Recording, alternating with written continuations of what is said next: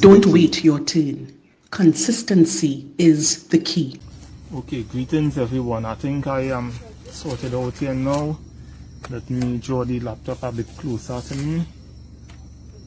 And let me see, while I'm sorting this part here out, I had some challenges. So I did set up for my live stream, which I did announce, and well, of course, I intended to return SAWIC Media Mode to the social media platform on Monday. And due to the situation where the violence and crimes against our females, our women and girls, due to that being something that just pushing me to come out today, I decided to come out today, and share my thoughts. So I was already set, and through the medium I would have been streaming, I went on, I realized I was only showing up on YouTube and not Facebook. I tried a second time, and then I realized, okay, I need to just stream directly from Facebook. So the stream wouldn't go to YouTube, nor will it go to Twitter and any other place at this time. Now, I must say that it's been a challenge trying to do activism where I always have to face getting restrictions and blocked just for doing what everyone else failed to do, right? So, you just want to do what you believe is right, what is correct, or you want to correct things. And there will always be difficulties trying to get things corrected, because apparently I don't know if I'm seen as an opposition, what I'm seen as, but apparently there's something wrong with trying to get things right. So today I want to say, don't wait your turn. Consistency is the key, and it's definitely the key. And today I will share some of my thoughts in terms of disappointments as well, because I've been begging for consistency. And when I'm saying begging, I mean the persons who will come up hot and sweaty and say, hey, let's do this, we need to do that, we need to do the other. And I always request that it doesn't just be something that will just happen once and that is it. It really can't work properly like that. So I always have a challenge with that. And I've been asking for consistency, because what I alone could do, let's say I alone just decide to stand up in a particular place with a placard every single day. What is that going to do for anybody at all? We need to find ways beside using placards to raise awareness. We need to find ways to deal with issues, because there are situations that occur and we need to get to the root of these situations. We cannot just say, okay, this is happening and we make noise and we complain. What about proactive measures for prevention? What about dealing with the root causes and not just thinking about preventing the potential victims, the vulnerable ones, but also finding ways to deal with the perpetrators in a way that, they could think about alternatives instead of going to do criminal activities against our women. So how I alone could do all that? How I alone could do that? So let me share some of what I will refer to as familiar faces. The first time I had known of a woman being killed, which up to today is still the saddest for me, wasn't even someone who people could say, yeah, she went out there, she partying, and people like to say they look for that, although I don't agree with that for no female at all. Whether they wear this or they wear that or they wear the other, I don't think any female deserve what they are experiencing, right? So this lady was the superintendent for Sunday school where I grew up going to church. She was also the manager of a Christian bookstore. in Point Fortin, and at that bookstore is where she was murdered. Her throat was slit. Right, and from the information I could remember, I was small at the time, that person didn't go with much money. So it was like, that's what you kill my auntie for, someone I grew up calling auntie. That's what you kill my auntie for. And that was real sad for me.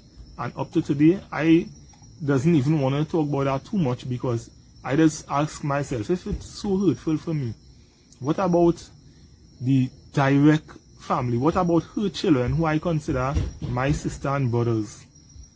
How are they going through this thing? Because I really and truly doesn't know how to face the very thought of it, because that is something always play back in my head, and it's years now I haven't made bread. Right, I could remember I left Tisha village where I was living, came to Fanny village where my mom lives, to make some bread for her, and then I got a call from someone who is living very close to where the person was murdered, and that person called me on the house phone to tell me Auntie Brenda died.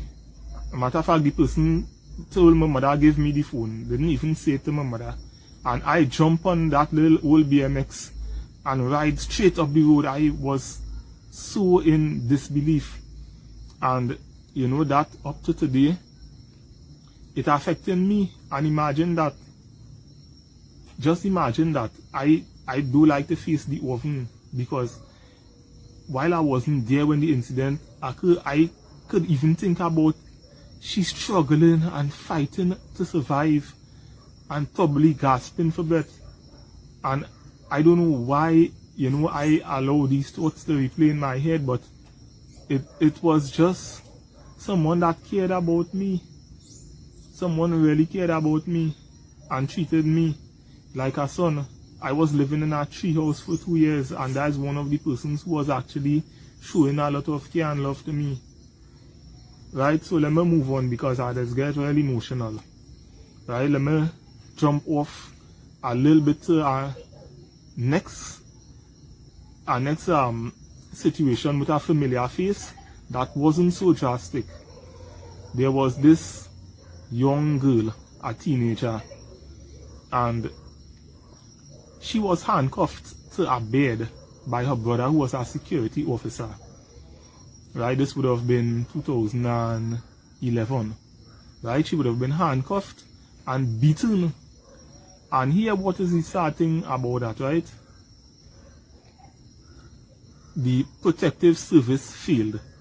And I must say that because they knew how to find the fella. Everybody knew the firm the fella working with, so it's easy, the fella that's go to work. Not only the police failed, the firm, because it's the firm that issued that handcuff to him. He didn't get that handcuff just so, right? And that's up to today. I just still feel like if I could have pictured that happening and just imagine somebody in this distress and they cannot escape, and you know, and they probably wondering if they will even survive. And the thing about it, these are things that does happen. These things do happen. So what could be in somebody's mind at that point in time when they're feeling so helpless, knowing how reality is? So moving on. And this is another very sad one. Right? I had my system set in a way where I would have shown my screen and stuff like that, and you all would have been able to see some of what I'm speaking about.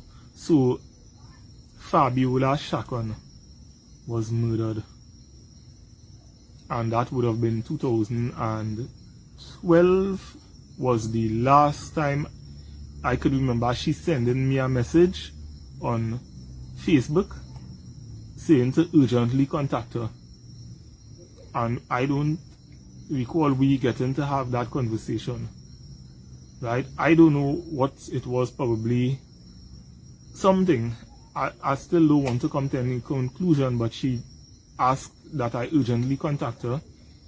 Right, I actually did post that message on my timeline.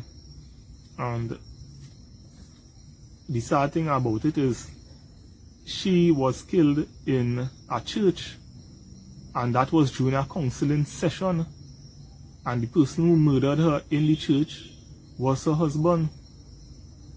How could these things be? Now, again, I want to say that prevention is something that I believe is possible, because there are ways we could deal with the persons in society who probably just need help in terms of dealing with themselves. Right? I want to ask a question here. Is it really impossible to reduce crime against female, or is it a matter of inadequate effort to protect them? Are we addressing the contributing factors to violence against our women and girls? Are we doing it? Are we addressing those contributing factors? Are we just overlooking things and saying, well, okay, that will pass? Or are we saying, that's not my business? Tell me. Continuing with familiar faces. Right? Before I even continue, Fabi is the very first person who came and invited me, encouraged myself and other members of a youth group in our community to join the Trinidad Youth Council. And out of that contributed to my life in a real meaningful way. And that is why I am choosing the term familiar faces in terms of speaking with these persons. The teenager who was beaten, handcuffed to a bed at her home, is someone who I know. Someone who I know since she was a very little child. Now, I could remember I was at a camp, a training some years ago, and we had two classes going on. So we had the balloon craft as well as the jewelry making, and the children in the class would have called me Uncle Junior. And out of those children, there was one named Kiara Allen, who many people in Point Fortin would have heard about. And I could remember after the course finished, children still seeing me in Point and calling me Uncle Junior. Some of them reached secondary school, some of them even finished school and still watching me and calling me Uncle Junior. Right? And when I watch these children, even though they get older, sometimes I still remember that I remember them as children, you know. And imagine to hear the news that Kiara was murdered by her boyfriend, and on a video call, her father had to witness her dying, from how I got the information, if I could remember it well. Right now, I still have the what you call it again, the program from Kiara funeral, and that is one of the things. Once I look to my left, to my right, I will see it at my bedside. Right, because Kiara would have been a child that I could remember having to supervise for however long we had that course going on. So that is something that really hurtful to me. Now, what are we going to do? That the whole thing, it doesn't really matter if the person was someone you knew or not, you know. And that's why I'm saying don't wait your turn, because why wait until it is someone that you know? And I am not just speaking to female who may be vulnerable, I'm speaking to male who will have to wonder where my daughter is, how come she ain't come home? How come I hear from my sister she does normally call? We ain't see the neighbor for 2 days. Normally she does pass and say hi, or she does tell us if she's not going to be around. Why wait your turn? Don't wait your turn. And consistency is the key. We coming out and we just putting up candles and then that's it. Now, I believe in that candlelight vigil and all them kind of thing. I believe in coming out and showing numbers and showing forces and showing that thousands of us are not in agreement with the justice system or even the protective system. But then it mustn't just stop right there. We have more than that to deal with. We cannot stop right there. And I'm so serious about that. And in 2011, when the incident took place with the young girl with the handcuff, who was handcuffed to the bed and beaten by her brother, who was a security officer at the time, there was an event called Stop Domestic Violence hosted by Progressive Youths, and that took place on Saturday the 25th of June 2011. And members of Progressive Youths, if I have the wrong date in mind, feel free to correct me. Unfortunately, I can't even see the comments. Hopefully I will get to see the comments using the laptop here, right? So that was the first time that I actually got in activism. And what really happened after that? You know what actually happened on that day? A woman came, and I know the woman very well. I will never forget. That woman came and get on and ridicule young people in Tishe Village Community Center. Instead of coming to help, see how we could, come up with solutions. Because I went there with anger and all that, but Progressive Youths executive wasn't on that scene. They were promoting restorative justice. And they had to get me to accept the fact that restorative justice is important. And that is one of the reasons I could now say that, we have to find ways to prevent, and one of the preventative measures is dealing with the potential perpetrators. Right? So, after that, I can't remember much happening, but then in 2013, I could recall putting my all into activism. When I tell you putting my all, is youth work and HIV work.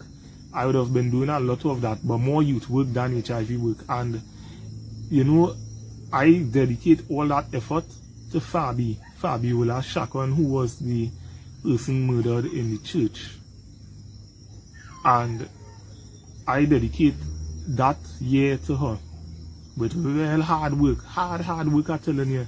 Now, the work wasn't really relating to prevention of crimes against females, but just remember any type of work that she was involved in, and the type of work that, she really wanted to see myself and others get involved in. When she came and approached us, I felt like, I had to put out some effort on behalf of Fabi. And what is that sad thing? Last Monday, that is the 24th of January, I would have seen her sister post, and I have it written here because I don't want to misquote. She said, "Hey Fabi, your case finally starting in the High Court." Right now, that is 10 years ago. And the case now starting? So, what kind of life this man probably living in that whole 10 years? Now, what are we going to do? Just go one day alone and talk about the justice system? No. When I saw that post, that made me mad, really and truly. So 10 years, and this man, here we're going on now. Here we're going on. We waiting our turn, That's what happening, We waiting our turn. Consistency is the only key.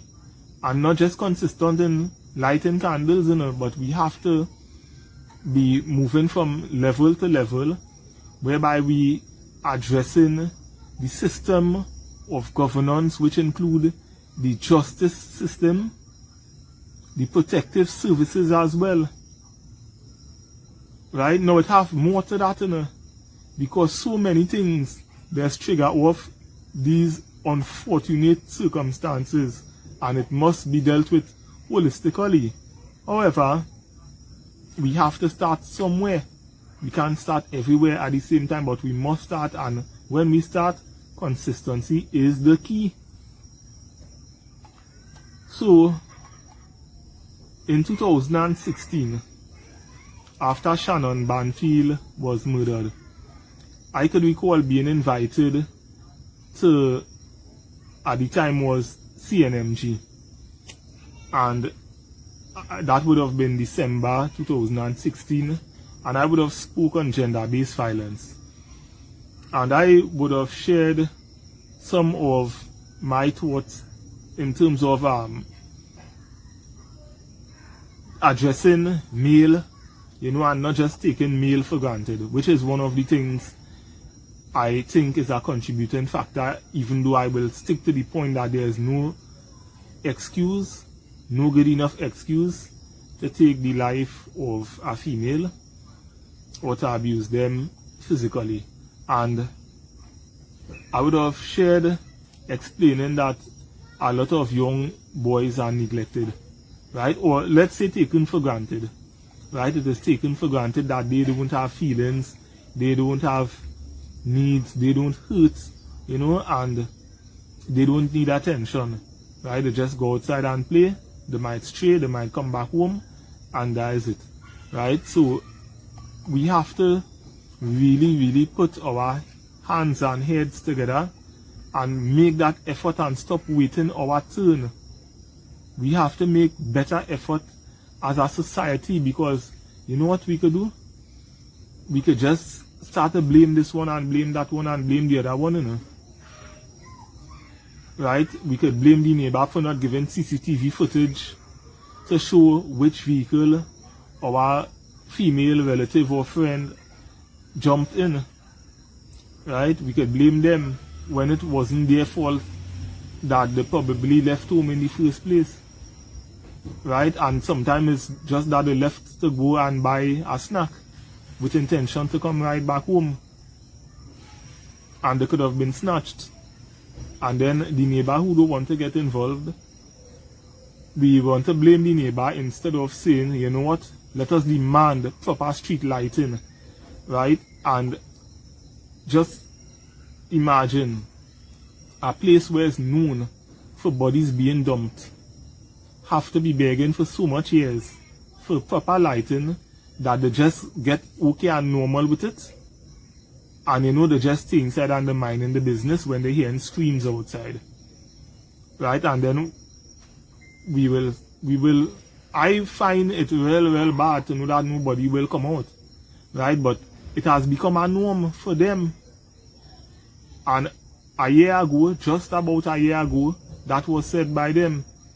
And still, I cannot live in a community where I'm not coming out. I tell you, I will come out, or I will even take a more serious approach to ensure that the place get light up properly,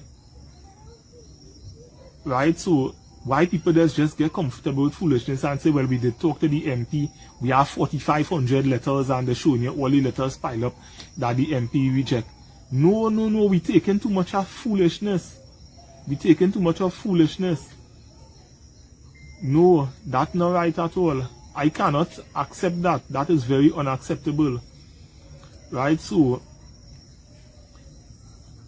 after that, what happened? A lot of people did rally.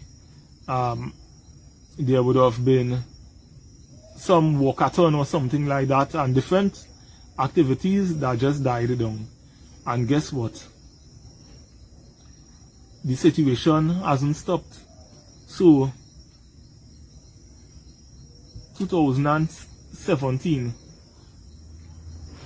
right here where I'm sitting, was flooded with persons wearing orange, because our community group held something called an orange rally, and prior to the date of the rally, our committee did agree that we will be consistent with this. Something will be ongoing, and we did have the support of several stakeholders. I can say for sure, how much ever hundreds we had, it probably didn't cost 1,000, but the street was packed. And not only in my yard, but in neighbors' yards were packed. And we did assure the stakeholders that this is something, it is going to be something ongoing.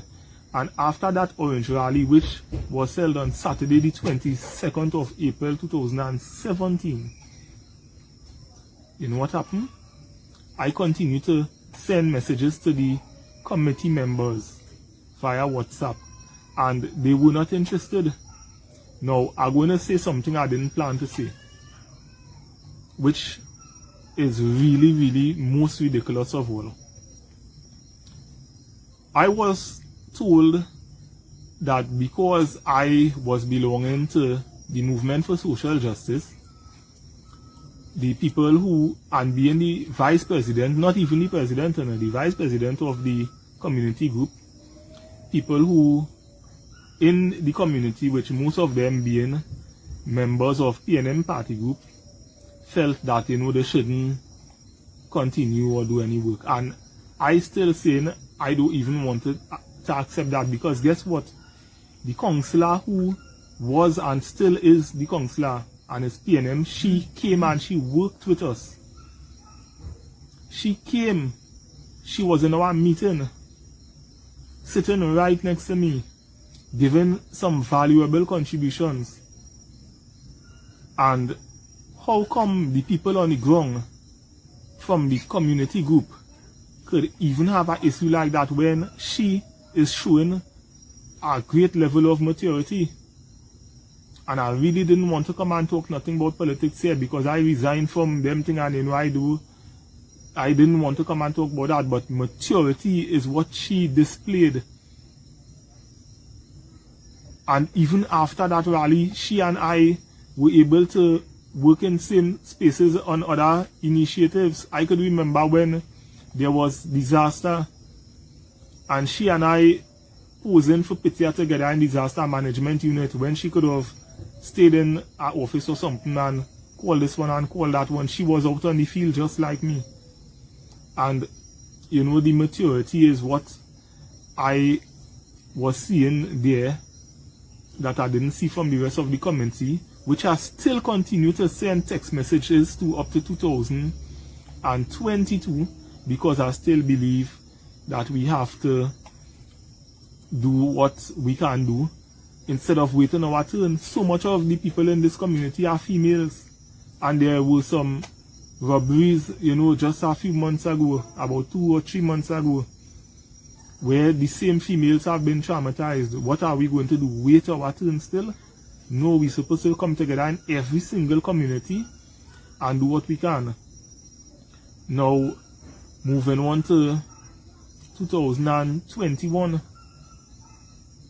2021, I could remember of all I've seen.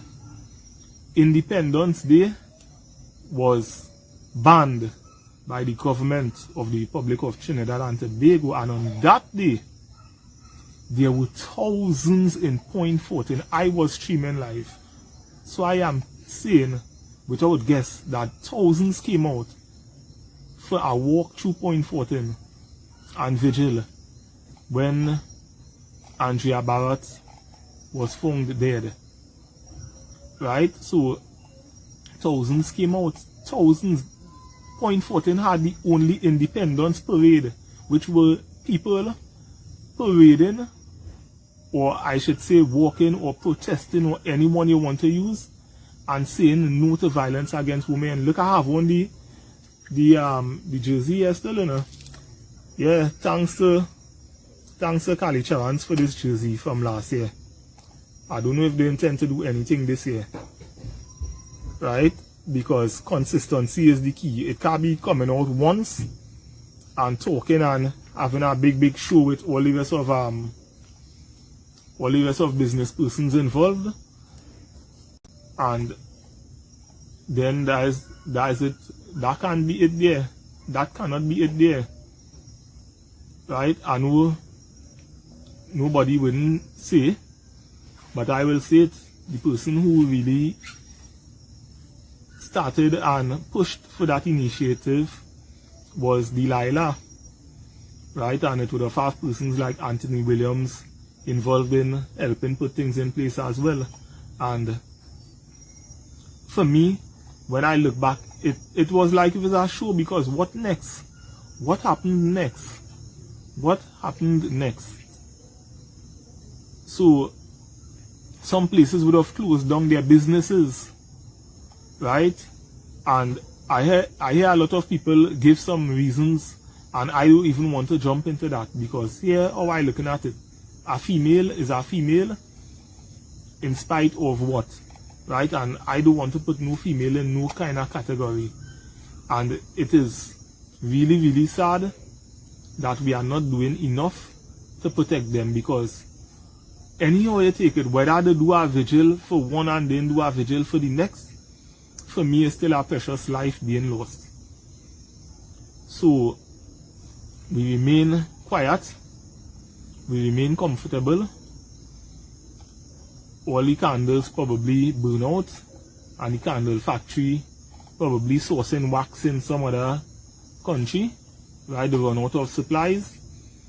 And you know what? I saw Avenel Hector Joseph moving with a team of persons. I'm not sure who the team of persons were, and I think she did put a disclaimer indicating it wasn't her group, but she was moving with a team of persons who were making some statement. I can't remember how it goes, so I try not to quote it, but I did say to myself, yes, this is the type of things we need, because they were actually making another step. I think they had boxes of petitions or something like that, or letters, something like that. But however it went, you all could check out Avenel Hector Joseph and go back through a few posts. She always up to something positive, so she always posting. You might have to go a good way back if you want to find it. But the point I'm making is that she is one of the consistent persons who don't believe in just coming and making a show today and then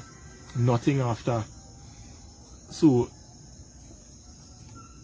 what are we going to do? Now, I am going to take some calls, right? If anyone wants to call in, if anyone wants to say something, I will take some calls on 349-4542. Right, so I'm turning on the Wi-Fi here. I hope that wouldn't affect me that much, so that if persons want to call in on WhatsApp, they can do so. And it's just, if you want to say something that I probably may have left out, or you want to make a correction to something I may have said, or you want to ask a question that probably I may be able to answer, or if I can't, I just can't. Right, so I will take some calls on 349-4542 if anyone wishes to call in and share your thoughts on the situation that we are facing. Tell me what you think about consistency in terms of addressing crimes against our females. Tell me what you think about it. Tell me what you think are some of the approaches that can be taken.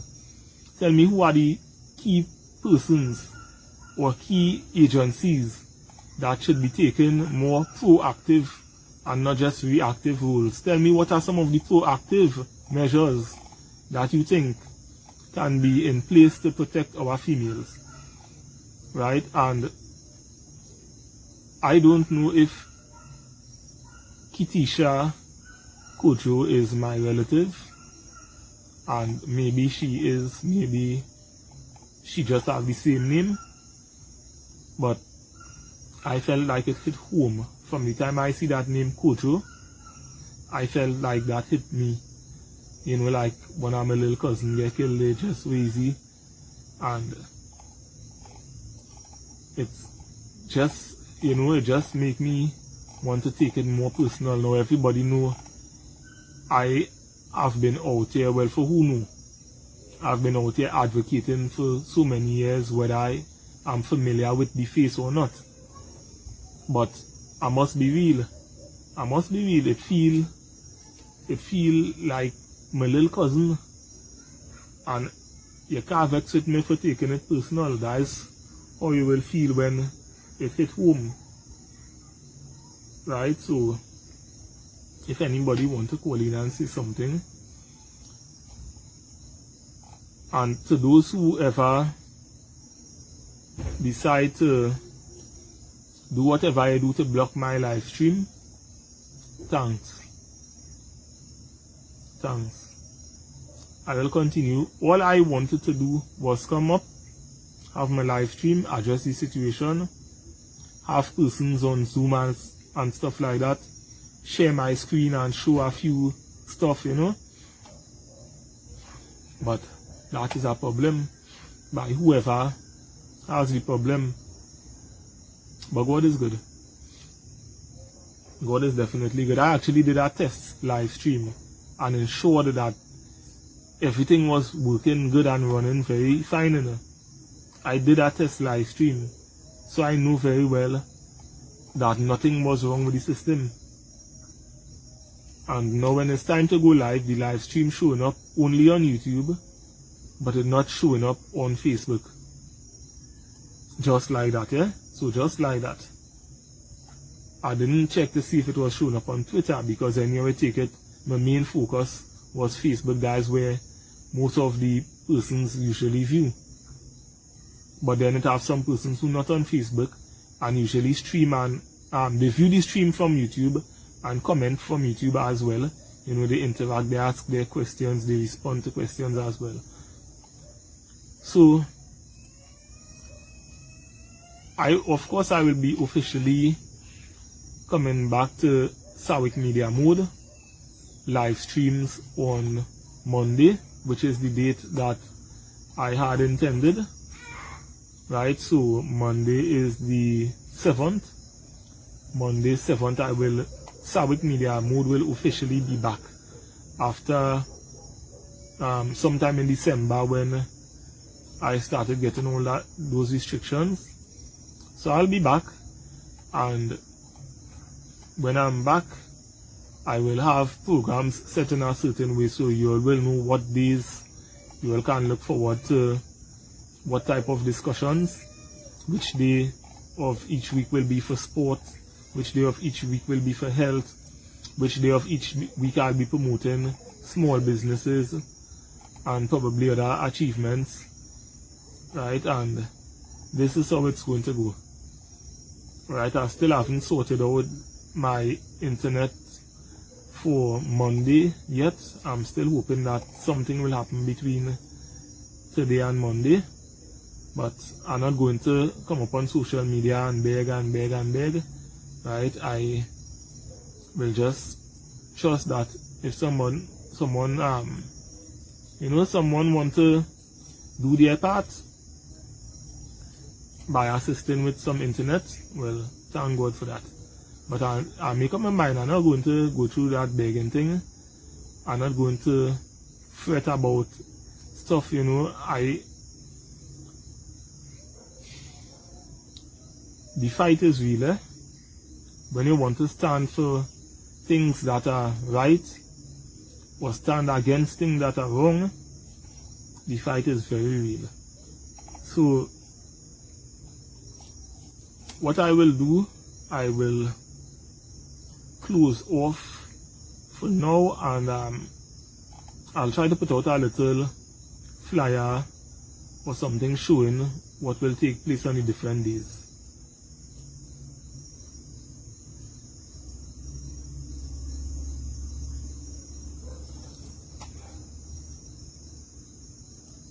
Let me see what's going on there. Right. Yeah, so a lot of things just trying to happen, but you know, we will get past all that. So I guess I will put out a flyer. I probably might do a small video, you know, saying on so and so day, so and so time, different things will happen.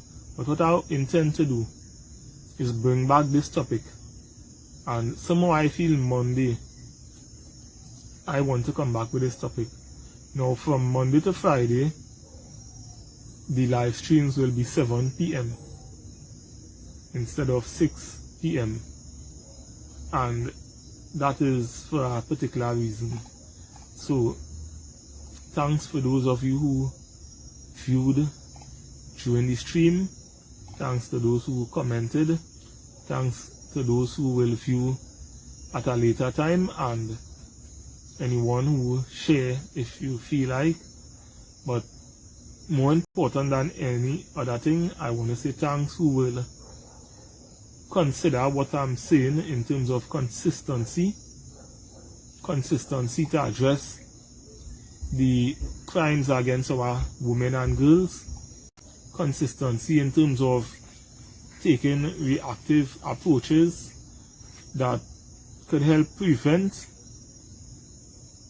our vulnerable sisters, daughters, aunts, wives, moms, female cousins, whoever they may be to us, our granny as well, because I even could recall that a granny was murdered some time ago, and it was like a shocking thing to people because of her age. People didn't really expect that. Then there was the one who was robbed and she eventually died. I was told, or the information that went out was that she was still so traumatized, and all that contributed to her passing away. So we have a lot of work to do, but we have to have the will. Right, so please consider what I'm saying. Consistency is definitely the key, and don't wait your turn.